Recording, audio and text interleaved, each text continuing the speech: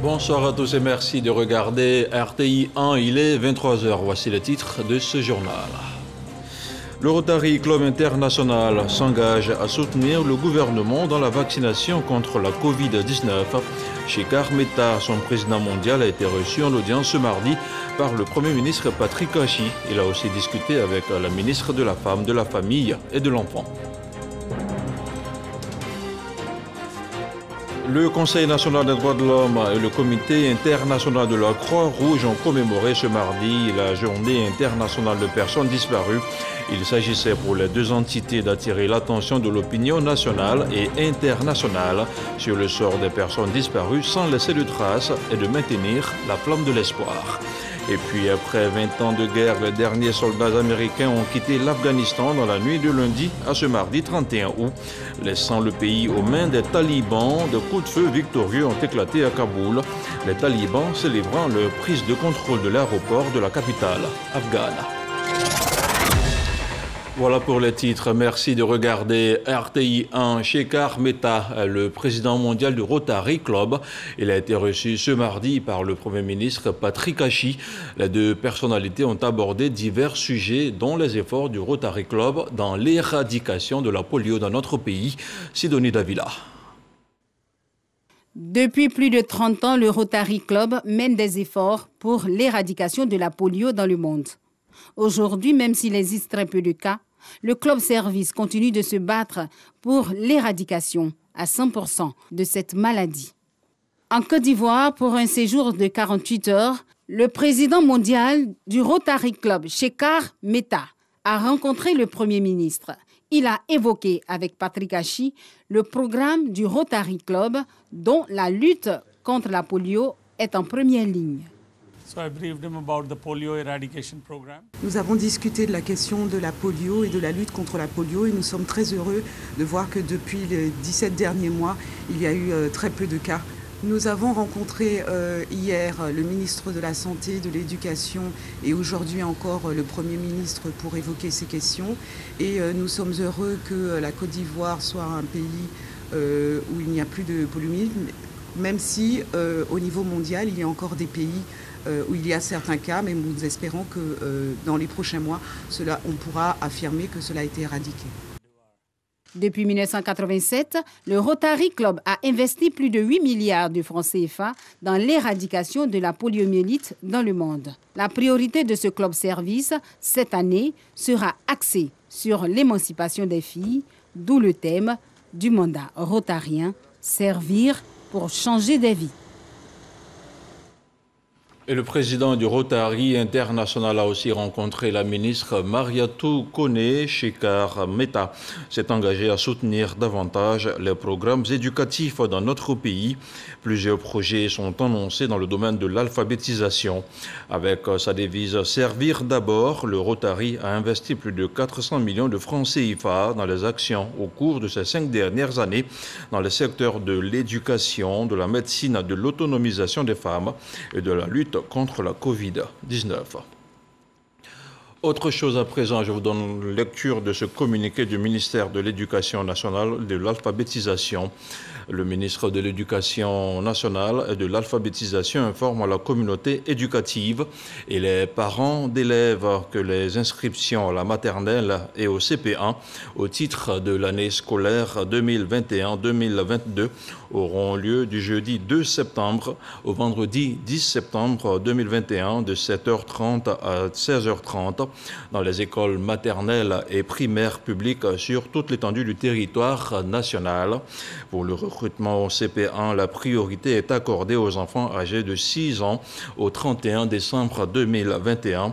Pour le préscolaire, sont autorisés les enfants âgés de 3, 4 et 5 ans au 31 décembre 2021. Le recrutement au CP1 dans une école primaire publique est gratuit avec ou sans extrait d'acte de naissance ou jugement supplétif, signé le directeur de la délégation, le directeur de cabinet Mamadou Binaté. Début 2022 vont se tenir les élections municipales au Burkina Faso, mais avant ce renouvellement des membres des conseils municipaux, une délégation du Conseil supérieur de la communication burkinabé est en visite de travail en Côte d'Ivoire. Elle est accompagnée par la AK. Elle a rendu visite à la direction générale de la RTI. En toile de fond, il s'agit de s'imprégner de l'expérience de la RTI en matière de gestion et de couverture des élections relativement au respect des recommandations de la AK. Le reportage de Walter Amadou Ouattara. Une délégation du Conseil supérieur de la communication du Burkina Faso à Cocody, à la maison de la radio-télévision ivoirienne RTI. Cette délégation conduite par Aboulaye Bamogo, vice-président du CSC burkinabé, est venue s'inspirer de l'expérience de la RTI en matière de couverture médiatique des élections. Pour que nos médias soient de véritables facteurs de paix, de cohésion sociale dans notre pays. Et donc, ces échanges que nous avons eus ce matin avec les responsables de la RTI nous ont encore confortés dans ce sens-là. Nous avons eu des pistes d'action dans l'autorégulation déjà au sein même du média que nous pouvons aussi exploiter au niveau du Burkina, parce que la régulation, ce n'est pas seulement le régulateur, c'est avant tout les médias eux-mêmes. Sollicité et félicité pour son professionnalisme, la direction générale de la RTI assure qu'elle est consciente des futurs challenges et défis dans un environnement audiovisuel en perpétuel changement. En la matière, c'est un combat de tous les jours et sur tous les plans. Et donc, il faut chaque fois également se remettre en question. Il y a des aspects sur lesquels il y a des faiblesses qu'il faut combler, il y a des aspects acquis qu'il faut aussi conserver et renforcer. Aux côtés de la délégation burkinabé, le directeur général de la Haute Autorité de la Communication Audiovisuelle, ACA, organisme ivoirien de régulation de l'audiovisuel qui veille au respect de l'éthique et de la déontologie en matière d'information. Les points essentiels que nous avons à partager avec eux concernent les décisions prises par le collège des membres de l'AACA. Et ce collège des membres de l'AACA a pris 4 grandes décisions pendant les élections. Une décision qui concerne les chaînes de services publics, une autre qui concerne les web TV, les web radios, une décision qui concerne également les chaînes privées commerciales et une dernière qui concerne le digital. Donc nous avons remis toutes ces informations à nos hôtes afin qu'ils puissent s'imprégner de nos pratiques ici en Côte d'Ivoire. Cette séance de travail a duré plus d'1 heure.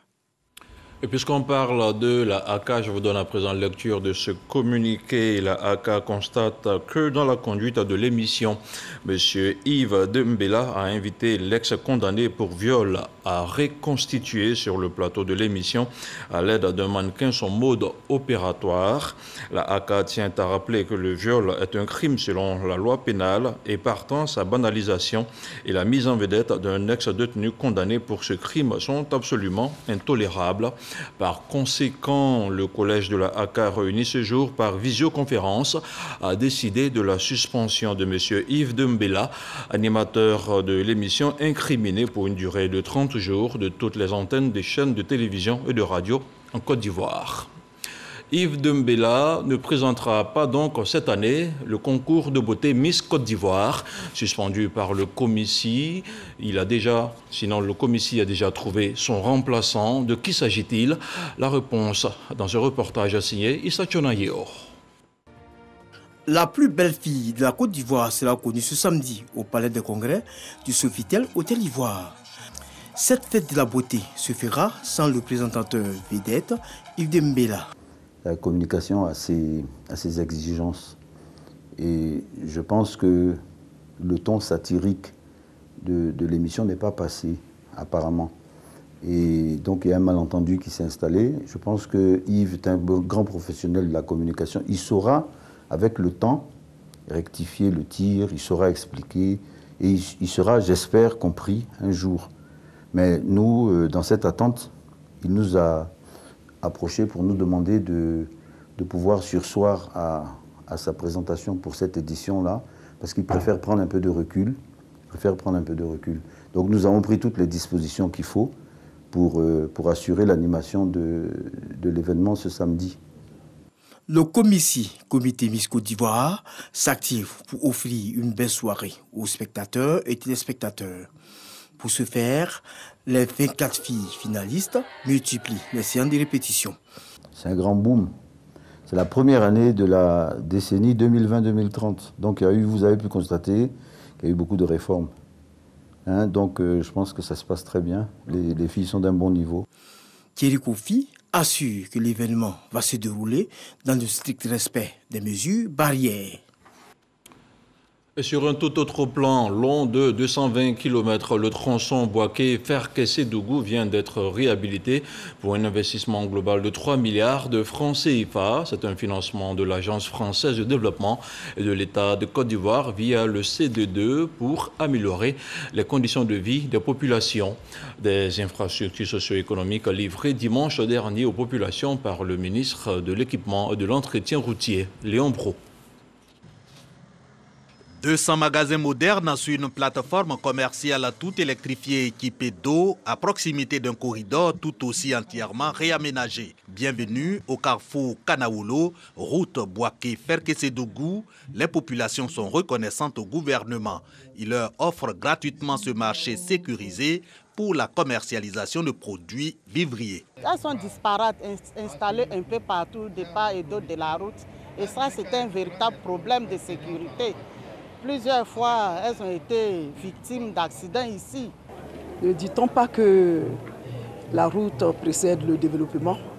Vous êtes à Kanaoulo, vous avez vu les infrastructures données par le ministère de l'Équipement. Nous sommes tout heureux et nous disons merci au président de la République et son gouvernement. Autre retombée pour Kanaoulo de la réhabilitation de la route Bouaké-Ferkessé-Dougou, cette école maternelle, des forages et la clôture du centre de santé. Le but, améliorer les conditions de vie des populations, selon le conseiller technique du ministre de l'Équipement, bien suivi dans son plaidoyer pour la sauvegarde de ces dons. Il y a des critères bien définis et c'est selon ces critères que nous allons faire le dispatch. Personne ne sera lésé. La gestion de cet ouvrage doit se faire de façon collégiale, de sorte à ce qu'au moment venu, on puisse apporter l'argent public pour la réhabilitation et la mise à niveau de ces ouvrages. Comme à Kanaoulo, la réhabilitation de la route Bouaké-Ferkessé-Dougou offre à nombreuses autres localités des infrastructures socio-économiques, soit plus de 2,6 milliards de francs CFA, investis le long des 220 km par l'État et la France dans le cadre du C2D, le contrat de désendettement et de développement. Ces travaux connexes ont été aussi financés conjointement par un prêt de l'AFD que je voudrais remercier ici solennellement pour son engagement qui a permis d'atteindre les résultats observés. Le projet principal de renforcement de la route du Nord, section Bouaké-Ferké, a un coût total de 167 milliards de francs CFA. Et les efforts vont se poursuivre afin d'intégrer dans les projets routiers des actions sociales qui traduisent la détermination de l'État à centrer l'action gouvernementale autour du bien-être des populations. Objectif du gouvernement, toujours selon Abounibi, traduire en acte l'adage que je cite, la route précède le développement.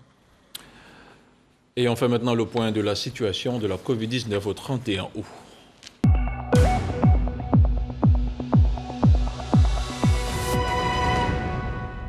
Le ministère de la Santé, de l'Hygiène publique et de la couverture maladie universelle a enregistré ce mardi 31 août 151 nouveaux cas de Covid-19 sur 3448 échantillons prélevés, soit 4,4% de cas positifs, 138 guéris et 5 décès.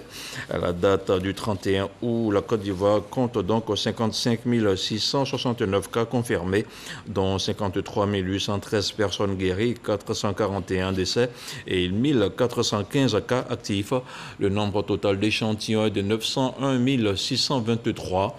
Le 30 août, 6 229 doses de vaccins ont été administrées, soit un total d'1 353 553 doses du 1er mars au 30 août, avec l'ajout de 9 396 doses administrées et non comptabilisées le 29 août. Le ministre de la Santé, de l'Hygiène publique et de la couverture maladie universelle invite toutes les personnes de plus de 18 ans à se faire vacciner. Il rappelle que la vaccination contre la Covid-19 est gratuite et volontaire. Israël a atteint un nouveau record de contamination quotidienne à la Covid-19 depuis le début de la pandémie. Près de 11 000 cas ont été enregistrés à la veille de la rentrée scolaire, a annoncé ce mardi le ministère de la Santé. Au cours des dernières semaines, le nombre de cas de Covid n'a cessé d'augmenter en Israël, sur fond notamment de propagation du variant Delta, plus contagieux chez des adultes non vaccinés, mais aussi chez les personnes vaccinées. L'État hébreu avait pourtant été l'un des premiers pays à lancer dès la mi-décembre une vaste campagne de vaccination. On continue à parler de santé. Le ministère de la Femme, de la Famille et de l'Enfant joue la carte de la proximité. La ministre Nassene Batouré a effectué des visites à 2 familles dans les communes de Trècheville et de Bingerville. Une visite aux mères de quadruplés qui ont eu la vie sauve grâce à une technique inspirée du kangourou pour pallier le manque de couveuses dans nos hôpitaux. Patricia Omouitia pour le compte-rendu. Dorcas, 28 ans, mère de quadruplés, applique la technique du pot à pot pour augmenter les chances de survie de ses 4 bébés prématurés. L'écho m'avait dit que c'était des triplés. Mais ma grande surprise, le jour de l'accouchement, lorsqu'elle finit de pousser les 3, la sage-femme me dit non, qu'il reste un autre bébé derrière. Ce n'est pas facile d'en faire avec. Je sens une fierté de voir l'évolution de mes enfants. Né en juillet dernier, les bébés prématurés de Dorcas ont été admis ici à l'unité de soins mère kangourou du CHU de Trècheville pour pratiquer la méthode kangourou. Cette technique, qui consiste à placer le bébé contre la poitrine de sa mère dans une configuration peau à peau afin de créer des conditions idéales de température, d'affection et de repos. Cette méthode, c'est en fonction du poids de récupération de l'enfant, donc le poids auquel il sort de la couveuse. Et il doit atteindre au minimum 1500 grammes pour rentrer à la maison.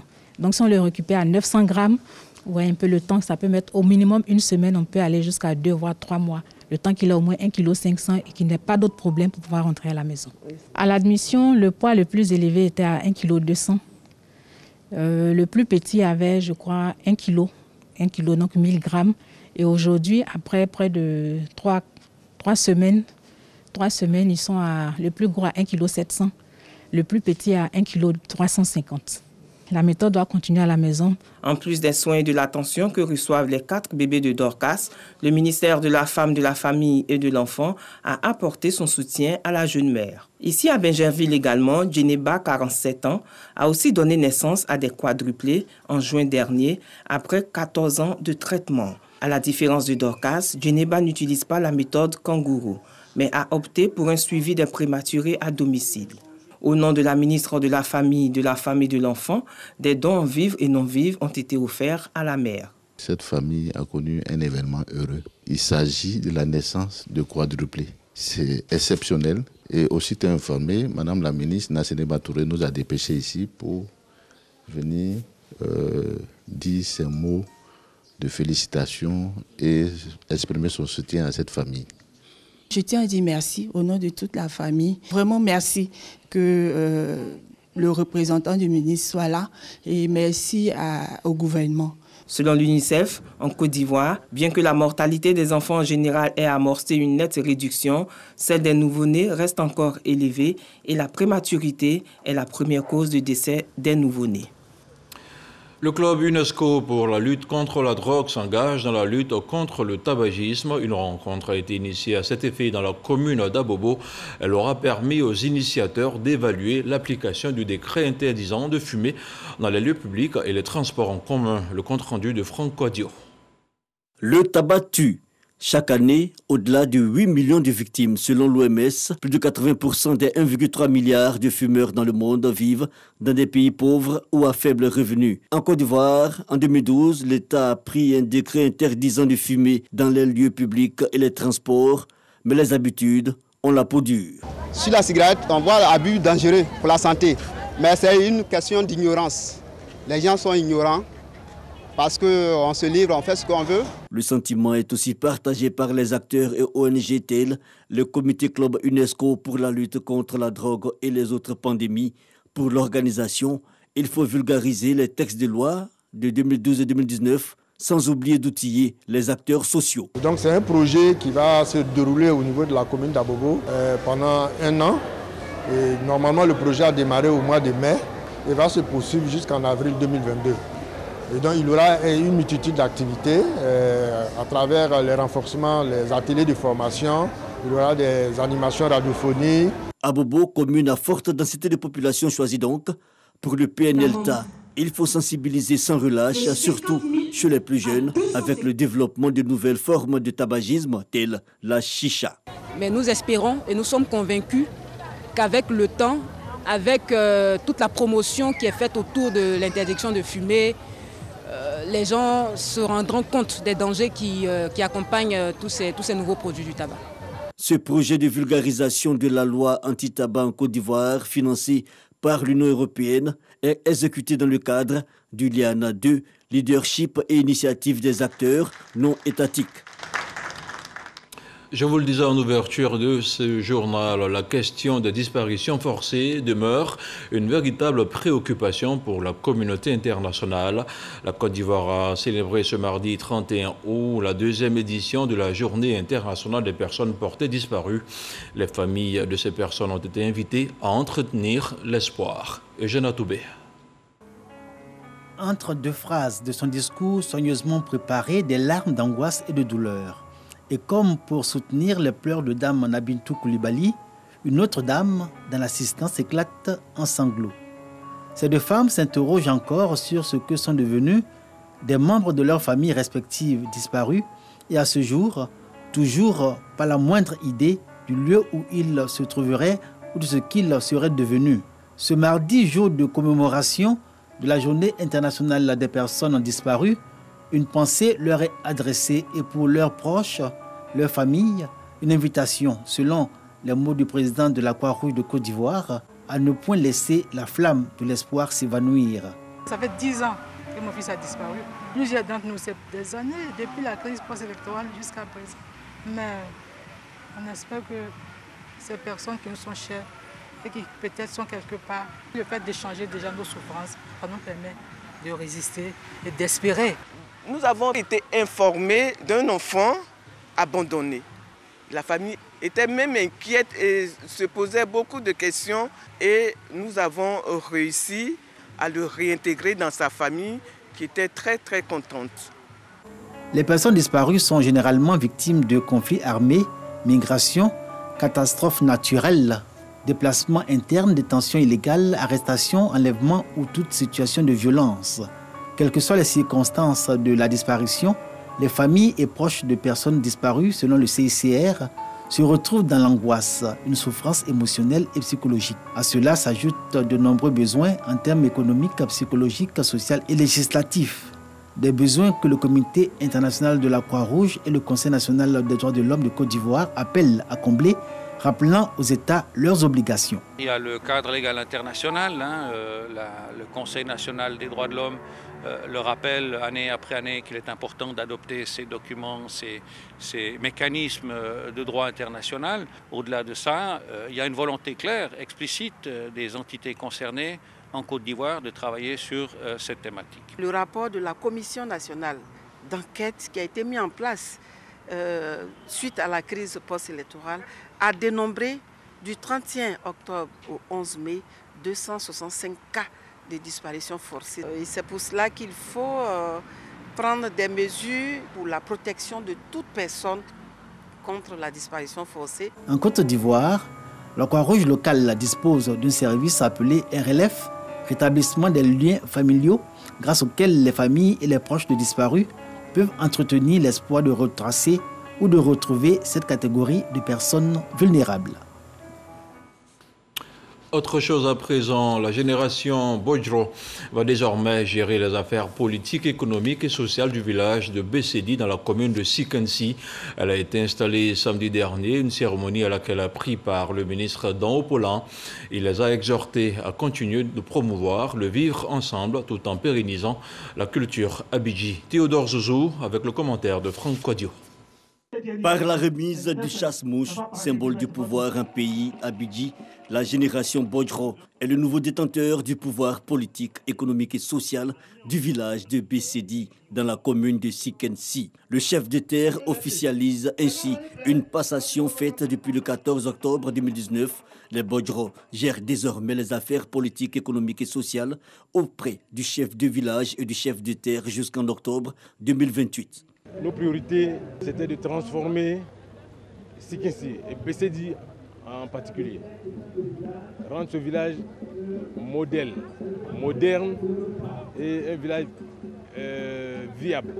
Procession des Kata, les Benjamins, et les Kadi, les Bago, ainsi que les Ojongban, les aînés, forment la génération Bodjro, à savoir les personnes nées entre 1958 et 1966 inclus les danses des anciens combattants appelés Djaniko, sans oublier celles des femmes, tout ceci pour traduire une transition pacifique entre les Nigbessi, anciennement au pouvoir, et les Bodjro. Tout le village Sikensi aujourd'hui est rassemblé comme un seul homme derrière cette génération. Nous, en tant qu'élus, lorsqu'il fait bon vivre dans un village, lorsqu'il fait bon vivre dans un département, c'est un pari gagné. Donc je suis un homme heureux et comblé. L'instant est propice pour formuler des doléances. Extension du réseau d'eau et électrification, entre autres. Le ministre d'en haut, Paulin Claude, président de cette cérémonie, promet des solutions idoines. De plus, pour lui, nos valeurs culturelles sont à promouvoir. C'est par la solidarité qu'ils peuvent construire un village rayonnant, un village de partage et un village de progrès. Nous sommes venus et nous avons vu que cette intronisation s'est déroulée dans la sérénité, où les anciens ont passé le pouvoir aux Bodjro avec le cœur léger. Les Bodjro aujourd'hui partent avec tout le soutien nécessaire et la bénédiction de tout le peuple. Et c'est ce que nous souhaitons dans tous nos villages. Que l'amour soit notre partage, que la solidarité et la fraternité soient au cœur de notre démarche pour construire une Côte d'Ivoire solidaire, une Côte d'Ivoire de progrès. Le règne en pays à Bidji est de 9 ans. Ce pouvoir est géré à tour de rôle par cette génération, à savoir les Mbédié, les Ngborma, les Nigbessi, les Bodjro, les Sété, les Ndroma et les Agborma. Un mot de politique à présent, les populations du Ourodougou rendent hommage au président de la République pour ses œuvres de développement dans leur région. Venues d'une cinquantaine de villages, elles ont réaffirmé en présence du ministre Bouaké Fofana leur soutien au chef de l'État et au RHDP. Le commentaire d'Abou Sanogo. Ils sont venus des 33 villages, des 5 campements de la sous-préfecture de Massala et des 10 villages de la sous-préfecture de Douala, dans la région du Ourodougou, pour rendre hommage au président de la République, Alassane Ouattara, pour ses actions qui ont permis d'améliorer les conditions de vie des populations de ces deux sous-préfectures. Une cérémonie présidée par le ministre Bouaké Fofana, coordonnateur régional du RHDP dans le Ourodougou. Mamadou Dosso, député de Massala Douala, a rappelé quelques actions de développement du gouvernement dans les deux sous-préfectures. Il n'y avait que 4 villages qui étaient électrifiés avec le courant monophasé. Puisque c'est 33 villages, il ne reste que 3 villages où le poteau n'est pas encore arrivé. Grâce à Alassane Ouattara, toutes les voies sont reprofilées. Le pont de Kouroukoro qui est là, quelle merveille. Nos parents sont fiers. Nous vivons, nous respirons Alassane Ouattara. Et nous vivons, nous respirons RHDP. Bouaké Fofana a invité les populations à l'union. Ce que nous souhaitons pour Massala, c'est le développement. On doit être ensemble. Vous les jeunes là, c'est vous qui êtes au milieu.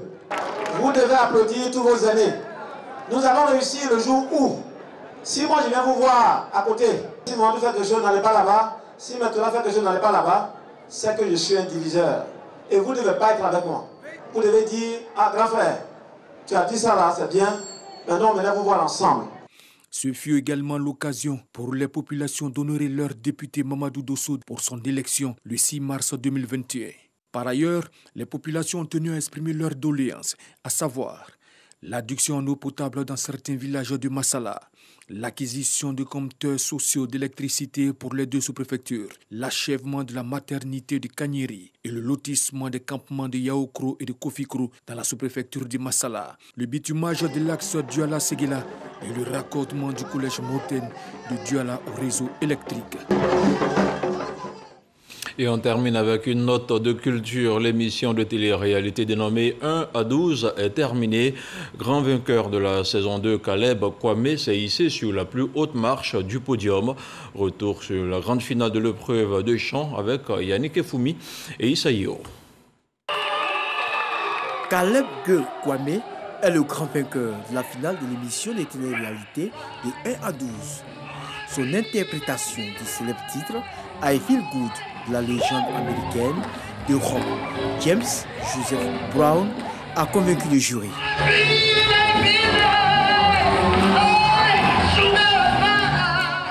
Je suis très heureux d'avoir gagné cette télé-réalité qui n'a pas été du tout facile en fait, depuis la formation, depuis les premières étapes jusqu'à arriver là. Je remercie la RTIS Communication. Classé deuxième, le jeune Emmanuel Brou a su lui aussi captiver l'attention du jury en interprétant le titre Fly de l'artiste franco-malienne Aya Nakamura.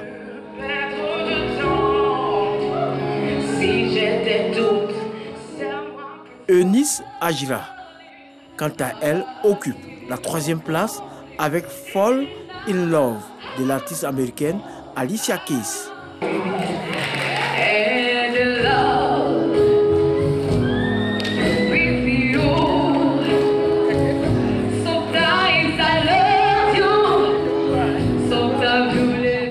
Les parrains de cette 2e saison saluent l'initiative du projet et les talents de ses enfants. Une finale, elle est faite pour dissocier les uns aux autres. C'est pour cette raison, sinon, à mon sens, tous ces enfants-là sont meilleurs. Nous étions ces enfants-là avant d'être nous aujourd'hui. Et un enfant bien soutenu, bien encadré, est une garantie pour la société. Sinon, je dirais un potentiel acteur de développement de demain. J'ai écouté les textes pour voir s'ils chantaient faux, mais ils chantaient effectivement vrai. Je voudrais encourager les parents à inscrire leurs enfants à ce genre de programme, parce que ce sont des programmes qui disciplinent nos enfants. L'un des initiateurs de cette émission réalisée en partenariat avec la RTI, Radiodiffusion Télévision Ivoirienne, se dit satisfait. Il était important pour nous de positionner ce genre d'émission qui fait la part belle aux enfants pour leur offrir une plateforme d'expression, mais révéler le talent que ces enfants-là ont, les éduquer, parce que c'est dans un canevas bien précis, les éduquer, et puis par la suite, les promouvoir. L'émission de télé-réalité pour enfants de 1 à 12 se veut un canal d'expression de leurs talents cachés et aussi un moyen de susciter des graines de stars qui feront la fierté de la musique ivoirienne de demain.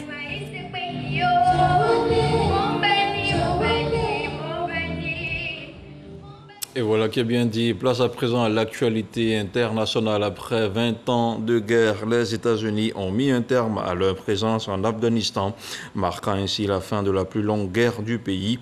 Entre 100 et 200 Américains sont encore bloqués sur place.